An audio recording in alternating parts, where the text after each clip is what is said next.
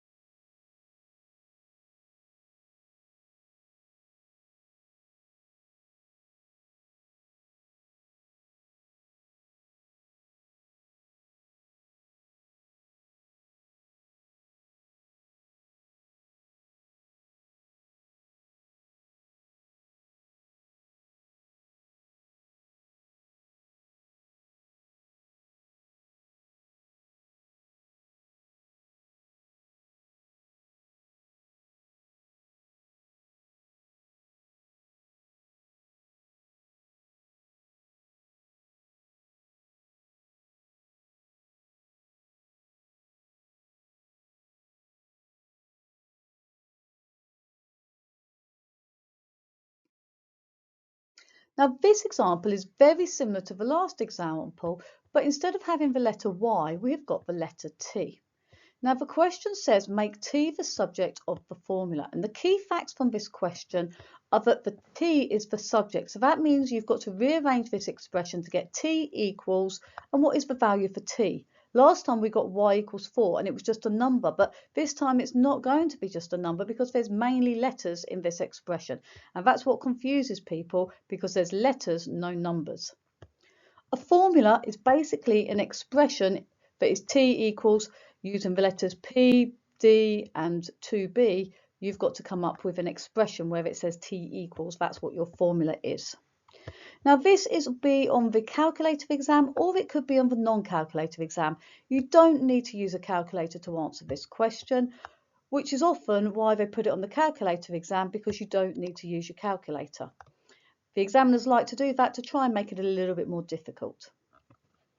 Our key facts to answer this question: we're going to make T the subject, which means we're going to rearrange the equation to find an equation that starts T equals. And that's what that question here, make T the subject of the formula. And that's the language they will use in the exam. So you need to be familiar with this language. Again, as you've seen before, the opposite operations are exactly the same as we had last time. We will be using these two here, operations, for this question because there are no squares, cubes, or square roots or cube roots. So going to the question, if you can, see if you can rearrange to find T before I do. If not, work through at the same pace as me. Feel free to pause the video at any point. So to start with, we're going to get rid of the thing furthest away from the T. So T is here, the thing furthest away from the T is the minus 2b. We're going to do the opposite to take away 2b. The opposite to take away is plus, so we're going to add 2b to both sides. Now don't worry that we've got letters. Okay, the last example we had 12 or 14 plus 2, which gave me the 16. So I had a 14 here plus a 2, which gave me 16. Here I've got a p plus 2b. You literally write down what it says, p plus 2b. Don't be put off that you can't work out the answer to it. It doesn't have to have a number value like you did before. So p plus 2b is equal to d times t. So I've now got two things multiplied together. Same as I had in the last example, I had 4y. To get rid of a times by 4, I had to divide by 4. So this time here, the opposite of times by d is divide. So I'm going to divide both sides by d. So dividing both sides by d, we're going to divide. But again, with the last example, I wrote it as a fraction. So I wrote p plus 2b over d. That means p plus 2b divided by d. That's how we write it, and we have now got a formula. So t is equal to p plus 2b over d, or in this case I've got p plus 2b over d is equal to t. You can swap this to the other side so it becomes t equals the same expression, p plus 2b divided by d. Now if you wrote that in the exam you would get it correct, and that would be full marks. You could also write it in a different form. So you could split this up into two fractions. So we could say that this is p divided by d plus 2b divided by d. The advantage of doing this, sometimes if p had a value and d was the number 2, so say this was 6p divided by 2, you could divide the 6 of the 2 to give you a 3p. So it depends on what values have been given. So sometimes it is easier to separate it back into two separate fractions. It's a little trick, but either of these two answers would give you full marks in the exam. It doesn't matter which form you write it in. Give yourself a big tick if you got it correct. Well done. Great work.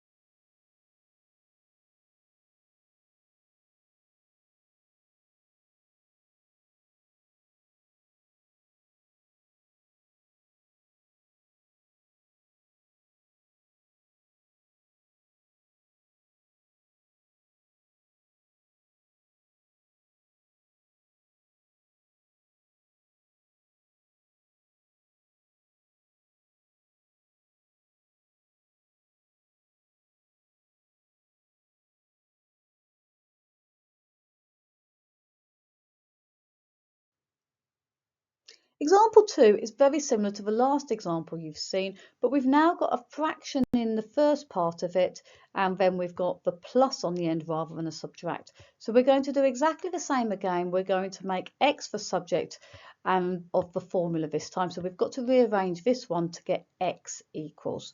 You'll notice the x is on the right hand side, and this is what they often do in the exam. Put the x on the right hand side where you normally like to have the x on the left hand side. It doesn't matter which side it is on. We're going to follow through these steps that we used last time to see if we can work out the value of x equals. So in this case, it is going to be x equals rather than last time we had t equals. So to make this x equals, first of all, we're going to get rid of the thing furthest away from the x, and that is this plus 2b. So the opposite to plus 2b is subtract 2b. Give yourself a big kick if you've managed to think, yes, it's 2, take away 2b from both sides. See if you can have a go at working through and getting to the answer before I get to the answer. Feel free to pause the video at any point to slow down and give yourself time to work out the answer. So take away 2b.